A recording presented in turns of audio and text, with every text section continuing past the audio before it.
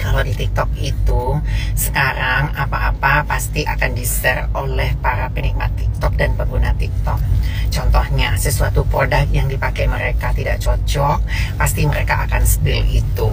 Tetapi sebenarnya anak-anak online kalau diperhatikan, yang mereka spill itu adalah hasil dari produk yang mereka pakai itu ownernya pada mentor semua, pada eksis semuanya, owner-ownernya pada flexing semuanya. Owner-ownernya itu yang di spill sama mereka itu produk-produk yang ownernya itu pansos semuanya ya. Nah, jadi di TikTok itu kalau Mami bilang para owner-owner ini, baik itu owner skincare, owner body care, atau owner apapun itu, lebih baik fokus pada pekerjaan aja, fokus pada bisnis aja, ya. Kalian coba perhatikan para owner-owner, baik itu owner skincare, mau owner body care, owner handphone, yang jual handphone, pasti akan dijatuhkan beberapa banyak orang anak-anak online. Karena apa? Karena owner-owner ini pada flexing semuanya ya, pada minta pengakuan semuanya, pada pansos semuanya, pada sosok bergaul dengan ertong-ertong ya kan. Mereka tidak fokus pada penjualan mereka, mereka tidak fokus pada bisnis mereka, tapi mereka fokus pada keflexingannya mereka. Nah, otomatis makanya banyak diserang oleh netizen, banyak nanti orang iri, makanya di-spill itu produk mereka. Akhirnya yang nggak cocok satu, men-spill satu, akhirnya semuanya pengguna nggak cocok semuanya diserang gitu loh.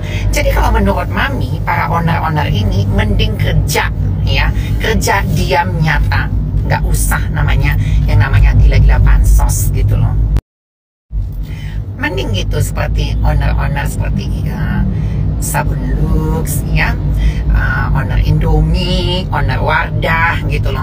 Kenapa mereka bisa bertahan sampai saat ini? Sudah puluhan tahun ya, puluhan tahun mulai dari Mami kecil, owner Citra, owner sabun Dove, segala macamnya itu. Kenapa mereka tidak terlihat? Mereka sukses sampai saat ini. Tapi lihat para owner yang flexing, para yang pansos, apa coba ya?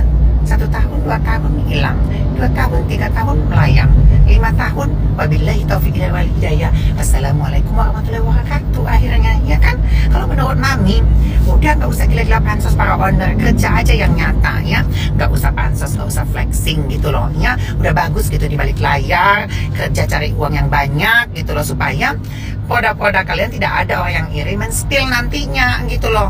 Hati-hati loh ya. Sekarang itu banyak orang nih yang harus pansos itu selebgram, boleh pansos, ertong, pansos, emang itu udah kerjaannya gitu loh ya kan.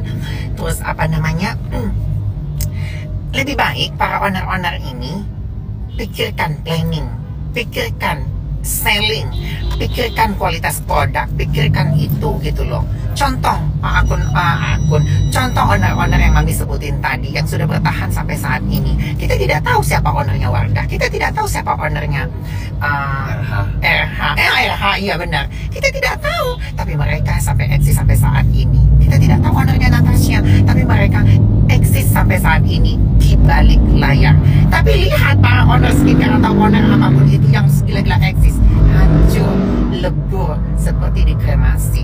Jadi peringatan buat para owner skincare yang Mami kenal, baik yang lama maupun yang baru, lebih baik fokus pada penjualan, jangan gila-gila pansos. Jadi 2 tahun lalu anak-anak online Mami ketemu sama owner skincare ya, Mami nggak perlu sebutin namanya siapa. Bahkan ada yang bilang begini, enggak Mi, aku nggak bakalan, aku di balik layar aja. Oh aku nggak suka atas ini, aku nggak suka atas ini. Tapi tetap aja anak online ya, tetap eksisnya pansos ke artis sana artis sini ya kan. Akhirnya tetap aja tenggelam namanya gitu loh. Nggak usah lihat, banyak sekali owner-owner yang kita lihat up sekejap, apalagi yang udah Mami upin ya, udah banyak tuh owner skincare yang Mami up kan.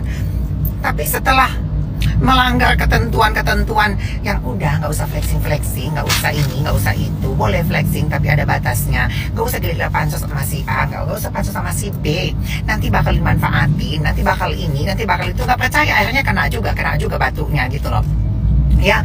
Jadi kalau menurut Mami, fokus pada penjualan ya. Contoh owner-owner skincare yang lainnya gitu loh, contoh atau owner-owner yang sudah sukses gitu ya. Coba kalian perhatikan sekarang yang lagi ribut-ribut ya, ada dua dokter saling menjelekkan satu sama lain gitu loh. Nah kalau menurut Mami ya, yang satu sih nggak ngejelekin, yang satu doang sih yang ngejelekin gitu ya. Nah kalau menurut Mami, karena tadi terjadinya banyak beberapa flexing, akhirnya banyak orang yang up tentang produk mereka, kita nggak tahu ada yang iri anak-anak online ya. Nah kalau menurut Mami ya sudah stop para owner-owner ini ya, mending bekerja aja gitu loh di balik meja kalian, di balik layar mereka kalian, tentukan reseller mana yang kalian rekrut, distributor di mana gitu ya, penjualan aja, tentukan artis-artis yang kalian endorse, siapa artisnya, mending itu aja gitu loh, nggak usah ikut bikin konten, nempel sama si artis A, artis B, apalagi si artis A sudah jadi BA-nya skincare lain, terus nempel ke artis itu, buat apa, gunanya apa, gitu loh, gunanya apa, gitu, nggak ada guna, tak berguna, saya rasa.